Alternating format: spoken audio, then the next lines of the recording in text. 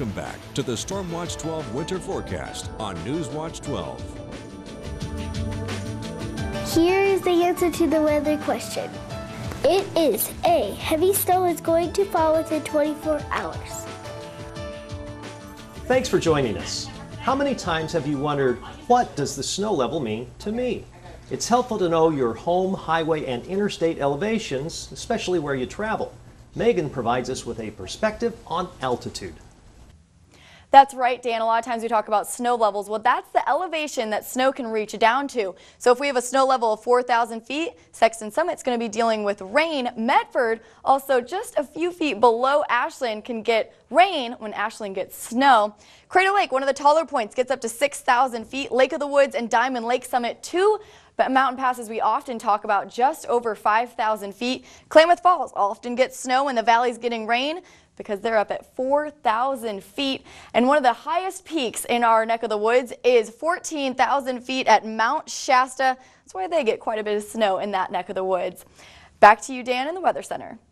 Good elevation demonstration. Recently, Megan traveled down the I-5 while rising up in altitude. She has the scoop on how ODOT plays a significant role in keeping the highways and interstates as safe as possible.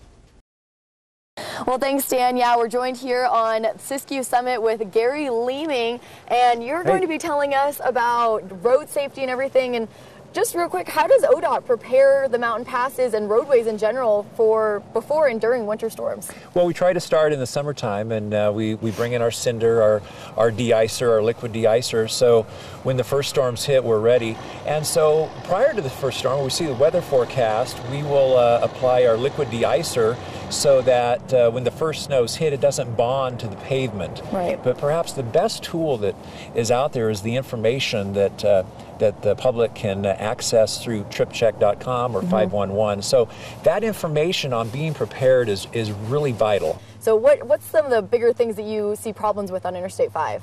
We'd like to talk about the I-5 mentality, which is, unfortunately, drivers think that they can go 70 miles an hour all the time on Interstate 5, no matter where they are between Canada and Mexico. And here at Siskiyou Summit, this is the highest point in the Cascade, or on the corridor. It's 4,100 feet. Wow. And so it's the highest point, and very frequently in the summer or in the winter time, we have winter conditions. So as conditions warrant, we will screen vehicles and turn them around if they don't have chains. Because we manage this corridor not from Ashland to the border, we manage it from Reading to Ashland, and we partner with CHP and Caltrans to manage it as a corridor. A lot of teamwork is involved, and I think the biggest team member, if you will, is the public. If they do their part, we can keep traffic moving and keep them safe on the road.